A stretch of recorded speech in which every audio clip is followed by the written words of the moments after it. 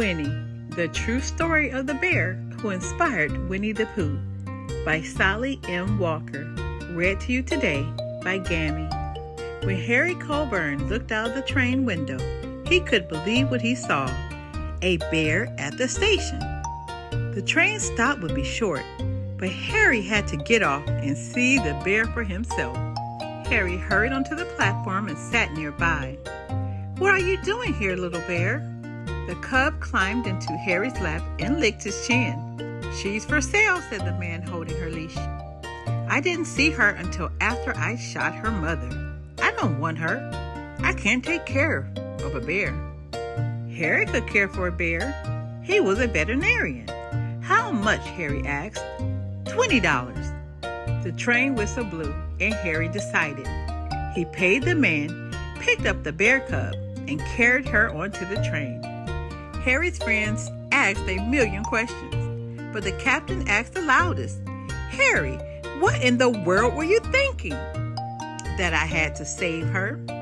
The cub rubbed her back against the captain's legs. The captain patted her head. "I'll care for her, sir," Harry said. "I'll feed her condensed milk. She can stay with me in camp. Winnie Peg can be our mascot."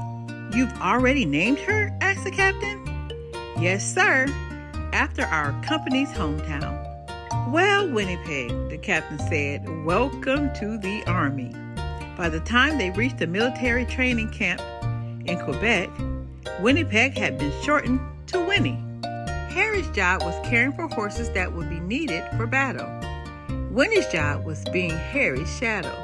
While Harry listened to a horse's heart, Winnie nuzzled its muzzle. If the horse snorted and scared Winnie, Harry cuddled her until she stopped trembling. Winnie's favorite game was hide-and-seek biscuit. Using her long claws, she pulled hidden biscuits from Harry's pockets. "Good girl!" Harry praised her when she succeeded. Sometimes Harry went places where Winnie couldn't go. Then other soldiers cub-sat. They photographed Winnie. They took her for walks. But no matter where Winnie went during the day, she slept under Harry's cot every night. One morning, while Harry tied his bootlaces, Winnie grabbed the tent pole. The tent wall shook.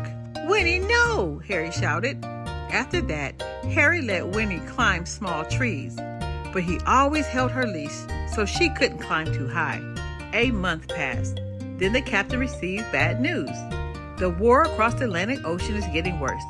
More soldiers and horses are needed. We must leave Canada and go to England.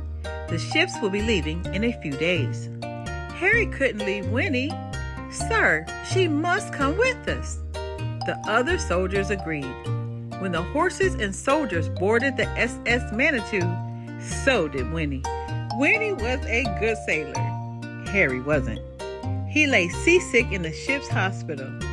While he was sick, Winnie played with the other soldiers, but she ran straight to Harry as soon as he was better. In England, Harry, Winnie, and the horses traveled to a new military camp. For 7 weeks, Winnie watched soldiers practice marching. She heard gunshots when they practiced shooting. Still, every night she slept under Harry's cot. One day, the captain said, "The war is even worse. We must go to France and care for those horses that got wounded." On a battlefield, Winnie could be hurt, even killed. Harry didn't want to leave Winnie, but he couldn't take her to France. He thought long and hard. Finally, Harry contacted the London Zoo. "Winnie, the zoo has a brand new place called the Mappin Terraces, which is built just for bears. Zookeepers know exactly how to care for a bear." The ride to the zoo was long. Winnie sat on Harry's lap. She wiggled on the seat. She scratched at the door. Harry was relieved when he and Winnie got out at the zoo. A zookeeper escorted Harry and Winnie to the Mappin Terraces. Harry removed Winnie's collar and leash. She climbed over a rock. She sniffed 2 brown cubs. She lapped condensed milk when the zookeeper offered it. Harry was satisfied. "Winnie, I'll visit whenever I can. When the war ends, we'll go home to Winnie Peg." Harry hugged Winnie goodbye. Winnie and the brown cubs became fast friends, but the big Himalayan bear she approached wasn't so friendly. He swatted at Winnie. Winnie ran as far as she could. The zookeepers were worried, but even the grumpy Himalayan bear couldn't resist Winnie. Within a few days, they were playing tug-of-war with a stick. "We've never met a bear as gentle as Winnie," the zookeeper said.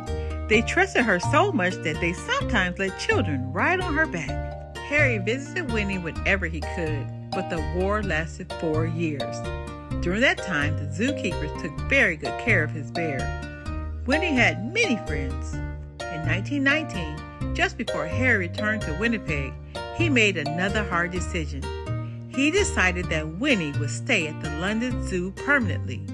Harry was sad, but he knew Winnie would be happiest in a home that she knew best. One day, when Winnie was nearly 11 years old, a little boy visited her. "Oh, Bear!" cried the boy, whose name was Christopher Robin. He hugged Winnie and fed her milk. The boy's father, a well-known author, watched his son laugh and play with the bear. All the way home, Christopher Robin talked about Winnie. At bedtime, Christopher Robin and his teddy snuggled under the covers. "Would you and Edward Bear like to hear a story?" asked the boy's father. "Yes," said Christopher Robin. "But Edward has changed his name to Winnie the Pooh." "Once upon a time," said the father, "a bear named Winnie the Pooh lived in the forest." More stories followed until one day they grew into a book. The end. We have so much more to learn. Be blessed.